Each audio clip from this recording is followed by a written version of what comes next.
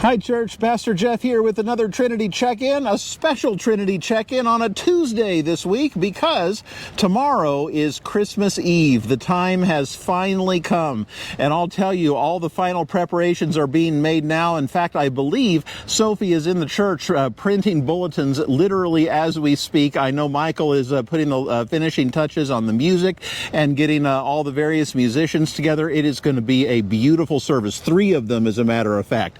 We'll have services at 3, 5, and 7, and at all of them we'll have Christmas carols. We'll hear the story of Jesus' birth as it comes to us from Scripture, and then the message. Well, I always put a lot of work into my messages, but this one I kind of drew out of the comments I've gotten through the fall. I've gotten so many good comments from you all this fall, and that helped shape our Christmas Eve sermon, and I think it will speak to many of us. And then, of course, the service ends with the candlelight service, when we not only light the Christ candle up front, but we don't leave it up front. We remember that the light of Christ is something that we carry everywhere we go, and so we take the light from that candle. We each get to hold it in our hands and look around the room and see the light of Christ in one another. It is an experience that is as profound as it is moving every year, and I really hope you will be there for it. I know I can't wait. You could probably hear me getting excited just as I talk about it to you. Well, one thing I do want to say is that we oftentimes have a lot of people at our Christmas Eve services. In fact, I hope you will bring friends. I hope that you will be a part of all those people. But that means that parking can be a little more of a challenge. Now, we have our main lot. There's some street parking, of course. But if you don't know it, we have access to this whole lot that's just barely down the hill. As you can see, we even added a sign this year. The church is just up 12 steps there. It's not very far at all. If you go to Walmart, you'll probably end up parking further out than that. So if you have the ability to get up those steps, I hope you'll park down here in this lot. That way our visitors and anybody who especially has mobility problems can use the spaces closest to the door. It's just one of the many ways that we'll be welcoming. You know, I had a building superintendent at one of the churches I served, and the way she would always say it is, company's coming. You know, church is for you, church is for me, it's for all of us, but it's not just for us. We look outward, it's who we are, it's what we do, and Christmas Eve, more than any other time, is when company's coming. And so I hope you will do everything you can to welcome the people who come, including how you park. It is going to be a good service, 3 good services as a matter of fact. I hope you'll be praying for all of those who are leading and all of those who are volunteering. I hope you'll bring that spirit with you, and I hope that you yourself will find it as moving as I expect we all will.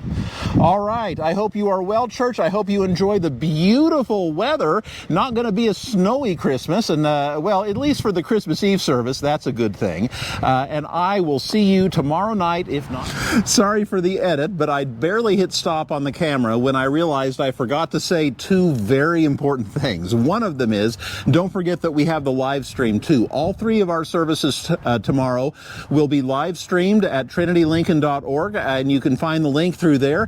So if you are out of town, if you are traveling, if you need to watch it after the fact, whatever it may be, I hope that you will do so. I'll tell you, the cameras have a little red light when they're on, and every time I look up and see that red light, I think about all the people that are out there. So I hope that you feel included.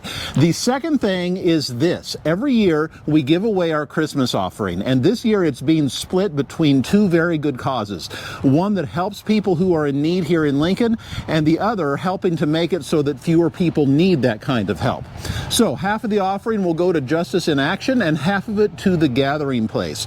I had the chance to go out and interview the leaders of each. And I'll tell you, I walked away moved. Even though I already knew what they did and was already supporters, I walked away with a renewed spirit as well, and I want to share those interviews with you. So let's watch, and I look forward to seeing you tomorrow night, if not sooner. See you soon, church. Hi, my name is Beth Graverholt, and I'm with Justice in Action. We are your justice ministry that's a collaboration with 26 other faith communities here in Lancaster County. We're working on systemic solutions to some of our community's biggest problems. And when we work together, we build a voice for justice so big that it can't be ignored. Right now, we're working on expanding pretrial diversion services to help those with mental health and addiction issues in our jail. Lutheran Family Services is working with us to implement a mental health navigation system. We have added the issue of food insecurity this year, and we can announce that the pre-filing eviction mediation program has launched in partnership with our local mediation center. This will help prevent evictions and keep people in their homes longer. Thank you for your support, and Merry Christmas. I'm Lisa Jansen. I'm the Gathering Place Program Administrator. The Gathering Place is located at 1448 East Street, just 3 blocks south of the state capitol. We're in this beautiful red brick home, and people find it welcoming when they show up. It's really a place that's comforting. It's a house. It's not an institution. Some of our guests even say things like, "Oh, this reminds me of my grandparents' house." So it's a familiar feeling. We serve meals, hot, nutritious meals, 7 days a week. There's no eligibility requirements. That makes me so proud that we don't ask people any questions about why they need the meal or how much money they make. It's just a simple act of feeding people when they're hungry. We're meeting the need of our community, and this past year we served over 55,000 meals. In November, we served a record-breaking number in 1 hour. We served 295 people. That is unusual to serve that many, but that was a direct result of people not having access to their SNAP benefits. The surprising thing is, though, we've been seeing numbers over 200 quite often in the past couple of years. We will always be here for our guests, no matter how many show up, if 300 show up, if 100. We are here for them with a hot meal and a friendly hello every night.